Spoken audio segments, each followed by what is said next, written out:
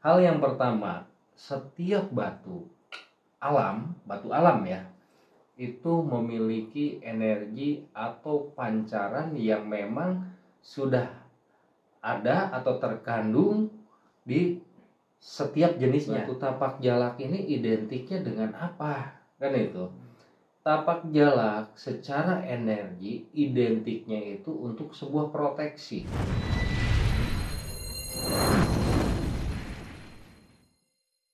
Assalamualaikum warahmatullahi wabarakatuh. Waalaikumsalam. Berjumpa kembali para subscriber Krai Sakti. Untuk episode kali ini, seperti biasa kami akan membahas sebuah batu tapak jalak.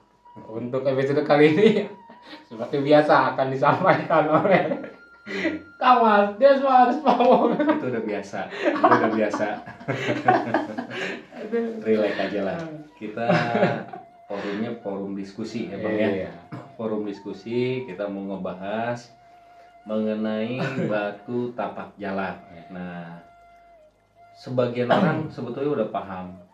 Mungkin 80 atau 90% sudah tahu apa sih batu tapak jalak itu. Familiar lah. Di sini saya ada 3 macam. Ada yang ini katanya gali asem atau istilahnya batu asem, hanya tapak jalak ya. Saya dekatkan mungkin biar lebih jelas. Nah, ada juga yang ini nih biasa saya pakai kata kecil ini, imut. Nah, ada lagi yang warna hitam, orang bilang galih kelor tapak jalak. Nah, kalau kita bahas tentang batu, tapi sebelumnya mungkin ada yang nanya, Bang itu asli batu enggak? Kebetulan kita itu punya tester ya untuk mengetes ini keaslian dari suatu batu, maksudnya natural atau ini apa sih istilah batu tuh, obsidian ya. Obsidian. Nah, ini dijamin ini asli batu. Terus banyak pertanyaan nih Bang, Kang, tapak jalak untuk dagang, ada yang nanya untuk seorang pengusaha, ada nanya juga, Bang ini bisa nggak saya itu di security katanya. Nah, ini akan kita bahas nih, Mengenai tuahnya itu ya. Tuahnya tapak jalak. Terus ada juga yang komen di TikTok saya dan Mas Pamor ya. Wah banyak itu mah di aplikasi online juga. Ya, memang betul banyak. Hanya, nah ini hanya sebatas perhiasan tangan atau betul-betul batu itu bertuah. Nah nanti kita juga akan praktekkan untuk uji energinya Bang. Gitu. Jadi bukan hanya sekedar ngomong, bukan hanya sekedar bicara gitu kan ya. Kita berbudaya dengan ilmiah, pemahaman ilmiah, bukan yang wah ini begini tanpa dasar pengetahuan gitu ya Bang ya. Uka-uka dah. Nah, hal yang pertama, setiap batu alam ya, itu memiliki energi atau pancaran yang memang sudah ada atau terkandung di setiap jenisnya, betul ya. Misal batu ruby ya Bang ya. Ruby itu secara aura memiliki jenis warna gitu kan ya. Nah, cocoknya kalau dipakai itu misalnya sama orang yang lahiran Desember atau sebagainya gitu. Dan betul itu memang secara ilmiah seperti itu ya Bang ya. Iya. Nah, yang mau kita bahas saat ini adalah batu jalak yang memang memiliki tuah. Itu Bang. Nah, ini mungkin di pasaran seperti dibilang tadi, oh banyak di online gitu kan ya. Nah, sebatas perhiasan tangan kah atau memang bertuah. Nah, kalau ini memang bertuah gitu. Terus batu tapak jalak ini identiknya dengan apa? Kan itu. Tapak jalak secara energi identiknya itu untuk sebuah proteksi.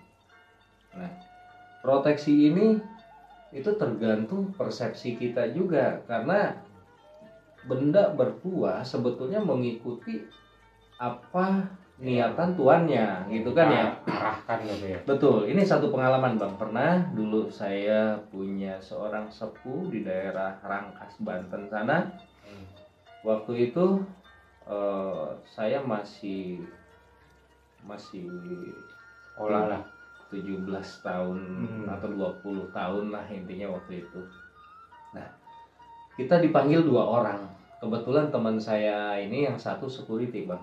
Waktu itu dipanggil sama beliau karena kita dijanjikan untuk istilahnya pengisian atau transfer energi, ada yang harus kita masukkan ke badan waktu itu, tapi bukan sejenis susuk di kulit ya, itu lebih ke gotri. Nah, ini porsinya sama, dua-duanya ini untuk proteksi. Nah, sepuh ini nanya ke saya, mau dites nggak? Saya bilang enggak. Begitu teman saya ditanya, mau dites? Mau. Langsung beliau ngomong, insya Allah nanti kamu ditesnya sama alam. Dalam arti bukan tes-tesan apa sih istilahnya atraksi. Nah, kenapa saya nggak mau dites? Karena saya memahami media keselamatan itu ketika kita terhindar dari mara bahaya, terhindar dari naas apes, itu berarti saya akan bertemu dengan suatu keberuntungan. Itu mindset yang ada di saya gitu Bang. Bukan berarti ketika saya pakai media yang proteksi, oh nanti saya nggak mempan, nanti saya kebal. Nah, mindset itu jauh dari pikiran saya. Saya menganggap proteksi itu sebuah media keberuntungan gitu. Nah, teman saya menganggap bahwa media ini sebetulnya media kebal, dan itu kejadian nggak sampai seminggu Bang. Waktu dia jaga, dia kan kerja di pabrik ya, jaga di gudang, dan itu ada maling ya, maling atau begal. Kalau begal kan di jalan, kalau maling ini kan emang niat istilahnya ngambil sesuatu di gudang, dan itu 3 orang, dia dihantemin Bang. Cuman waktu itu alhamdulillah selamat ya Bang ya, nggak ada yang memar, nggak ada yang apa. Dari ketiga itu ada baret sedikit ukuran sekitar 2 cm, 2 cm di bagian pelipis, bukan pelipis, di atas pelipis di sini. Nah, intinya di sini yang saya terangkan itu bahwa semua itu tergantung niat kita. Nah, ada yang bertanya, Bang, nanti hawa tapak jalak itu biasanya panas, kan itu. Nah, ini saya mesti terangkan bahwa energi tubuh manusia dengan energi suatu benda atau energi suatu hodam itu berbeda Bang. Nah, terkadang berlawanan ya, sebetulnya bukan bertentangan, berlainan Bang. Kalau bertentangan itu kan berarti nggak bisa nyatu. Sebetulnya energi ini bisa menyatu Bang.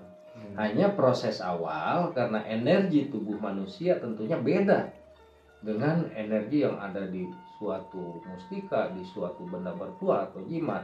Bahkan energi yang ada di batu alam itu ada yang cocok, ada yang tidak. Nah, sebetulnya bagaimana kita mensinkronkan energi itu dengan diri kita. Sama seperti HP, Abang beli HP nih ya. Begitu diisi chip dalam arti kartu perdana, diisi kuota, diisi data identitas, itu kan setelah itu perlu sinkronisasi, penyelarasan. Iya, penyelarasan supaya si HP ini bisa berselancar. Begitupun dengan sebuah energi gitu ya. Misalnya energi proteksi itu biasanya keras, Pak. Nah, untuk orang yang peka biasanya mempengaruhi ke standar emosional. Kan itu bukan jelek gitu ya. Nah, nanti saya akan bongkar bagaimana menyelaraskan suatu benda agar selaras dengan diri kita. Kita bertahap aja ngobrolnya ya. Makanya ikuti dari awal sampai akhir, kita sharing, berbagi ya. Berbudaya dengan ilmiah tentunya, bukan pemahaman yang mengada-ada. Nah, mengenai energi, misal secara energi alam ini mengandung energi proteksi, misal udah gitu kemudian dituahkan lagi oleh suatu guru, sesepuh atau apapun dengan keilmuan khusus, misal keilmuan aci karang, hijib-hijib gitu kan ya. Tentunya energi seperti itu kan hawanya panas bang. Panas itu bukan berarti panas, bukan, lebih ke emosional. Nah biasanya orang-orang yang peka itu gampang terpengaruh, gampang marah atau langsung tiba-tiba tanpa ada sebab perasaan kayak gak enak gitu kan ya. Itu nggak usah khawatir, itu namanya penyelarasan sebuah energi. Nah di sini apa sih yang harus kita lakukan? Kalau muslim, perbanyak sholawat. Kenapa? Ketika kita dengan ikhlas bersolawat, salah satu keberkahan sholawat adalah bisa menetralisir segala unsur negatif. Bahkan ketika kita dalam sholawat, unsur tanah pun yang tadinya gersang itu bisa jadi subur bang. Itu luar biasa sholawat. Atau ada lagi kita mengamalkan yang disebut, orang sering bilang itu hijib surat Al-An'am atau hati surat Al-An'am yang la tudrikul absaru wa huwa yudrikul absaru wa huwa latifun khabir. Nah itu disebutnya hijib surat Al-An'am atau hati surat Al-An'am. Perbanyak itu dan niatkan menyelaraskan energi, misalnya apa gitu kan ya. Dan tentunya semua mohon kita sama Allah, karena kita apapun yang kita amalkan kita tetap gantungkan di sir kita bila haula wala quwata, karena sesungguhnya maha pemilik energi itu yaitu Tuhan sang pemilik jagat raya ini kan itu. Nah contoh ini 3 mustika ini secara unsur alam sebetulnya ini batu alam biasa bang tadinya. Batu biasa. Batu biasa. Karena proses alam. Ya, sama halnya seperti keris. Nah, tadinya besi biasa. Nah, namun melalui pakem keilmuan, yaitu yang tahap awal biasanya kita pengaktifan 4 unsur, bang. 4 unsur karena ini kan alam. Unsur air, udara, panas, unsur tanah, semua. Nah, kita aktifkan ini dengan 4 unsur. Setelah 4 unsur kita aktifkan, nah pengisian ini sama seperti kita mentirakati raga itu bang. Jadi untuk misalnya untuk pengisian suatu media itu biasanya kalau kita diproses itu selama 2 minggu. Nah energi itu akan netep bang, akan netep. Beda dengan misalnya pengisian sehari 2 hari, biasanya itu nggak permanen gitu. Sama aja ketika kita puasa seminggu kan ya, seminggu. Nah itu betul-betul nyerap. Itu pengisian ke media pun sama. Nah contoh ini sudah diisi dengan pakem-pakem keilmuan. Misal Aji Karang, Brojo Musti, ini udah di sini, bahkan Ismu Gunting. Makanya ketika misalnya abang coba jangan kaget, mungkin 3 hari nanti akan kok emosional saya nggak stabil. Sebetulnya bukan jelek bang, tergantung kita mengarahkan. Dan di sini juga kita sudah aktifkan dengan pakem ilmu seperti pengasihan, keduniawian. Kenapa seperti itu? Karena energi itu bagaimana kita menghambalnya. Misal gini, kita mempelajari ilmu proteksi.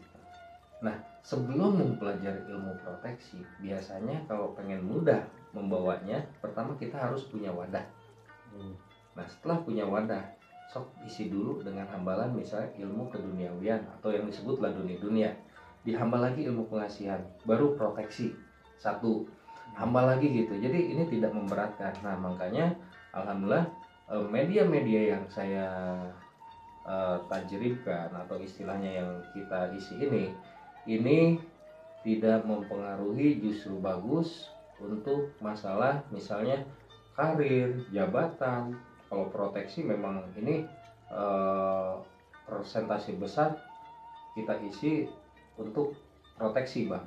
Kalau ini, nah ini bukan untuk kalau suka ada yang WA ke saya, Kang ada jimat kebal nggak? Saya pasti jawab nggak ada. Karena mesti diingat, ini berlaku untuk semua. Nggak ada yang namanya jimat kebal. Ingat Rasulullah sendiri manusia super ya.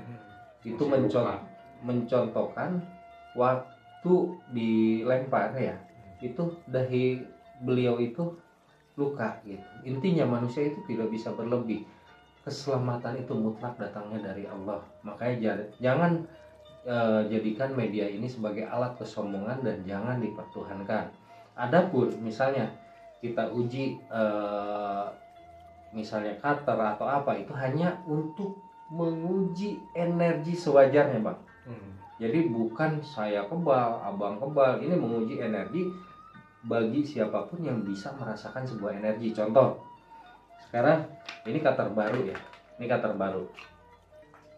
Nah, kita ambil bebas yang mana aja, ini kan banyak ya Bang ya. Kita ambil satu nih. Ini ya, lihat.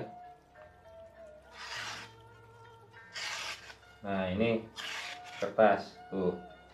Nah, ini kita uji lagi ke plastik yang tipis nih, pembungkus rokok ya.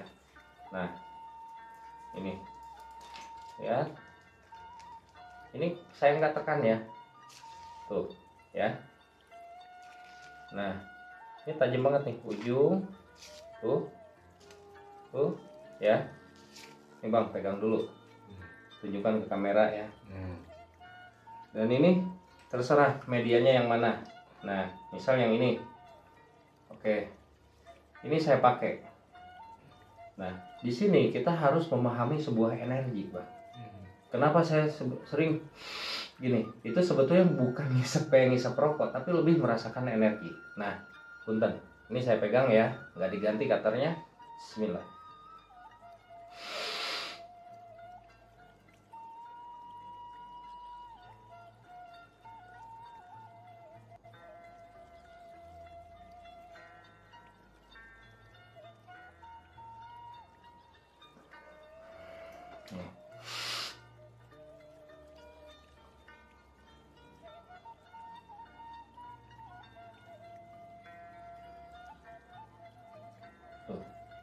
Ya.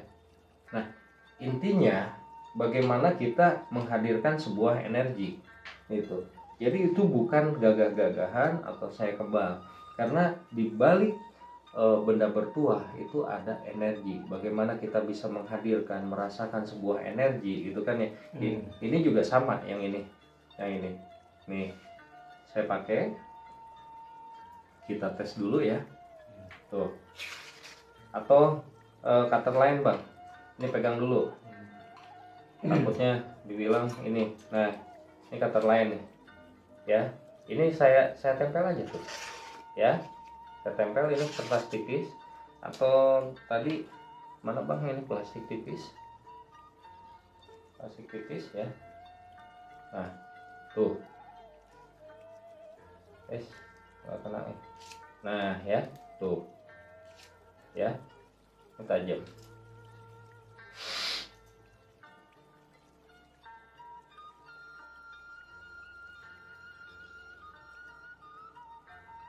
Kelihatan nggak sih kamera? Kelihatan.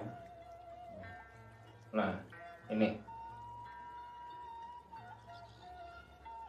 nah ini hanya sebuah tes energi gitu. Jadi bukan kebal, dan sekali lagi jangan dijadikan benda-benda ini alat kesombongan atau ketakaburan. Semua Hanya wasilah, tetap permohonan kita ke Sang Holy, karena Allah adalah pemilik segala kekuatan dan sumber energi itu. La haula, tiada daya. Di hukum kekekalan energi ya kan, daya itu sama dengan energi. La haula wala quwata illa billah, kecuali Allah sang pemilik ini. Nah mungkin sekian ya Bang ya. Mudah-mudahan di edukasi singkat ini bisa bermanfaat, dan tentunya ini sebagai sharing aja ya Bang ya. Iya. Itu untuk yang mau ini jangan lupa subscribe, karena di channel kita ini ya Bang ya, tentunya kita akan terus mengedukasi benda-benda bertuah, tempat-tempat bersejarah gitu, dari sisi logika kan itu. Kita tidak mau istilahnya menuntun orang untuk berpikiran sempit gitu. Tentunya bagi teman-teman subscriber atau yang bukan subscriber juga kan nonton ya. Subscribe dong, kalau yang bukan subscribe ya harus subscribe gitu. Nah, bagi yang berminat dengan benda-benda bertuah atau pusaka bisa hubungi di nomor yang kita tuliskan di video ini ya. Deskripsi. Di Kalau deskripsi bisa ataupun di telepon, landing. jangan chat ya, telepon. Jadi Karena kalau chat itu lewat sehari ya. minimal Bang. 20 kan, 20 orang bisa 30 orang. Terkadang kan di sela-sela aktivitas kita baru kita lihat nggak tahu sudah bertumpuk gitu lah. Kayak tadi lewat tuh. Betul. Dari jam 5. Dari jam 5 kita 8 malam baru keangkat, baru kebaca. jam 9. Iya, itu dari jam 5 chat, makanya Jam 5 pas sore. respon telepon aja karena sering bertumpuk. Kalau bertumpuk chat nggak dibalas itu nggak enak. Kalau bertumpuknya malam Jumat kan enak banget. Oke, teman-teman, cukup sampai di sini untuk edukasi tentang batu telapak jalan. Telapak jalan. Sebelumnya kami mohon maaf apabila ada kata-kata kami yang kurang sopan atau kurang baik. Wabillahi taufiq wal hidayah. Wassalamualaikum warahmatullahi wabarakatuh.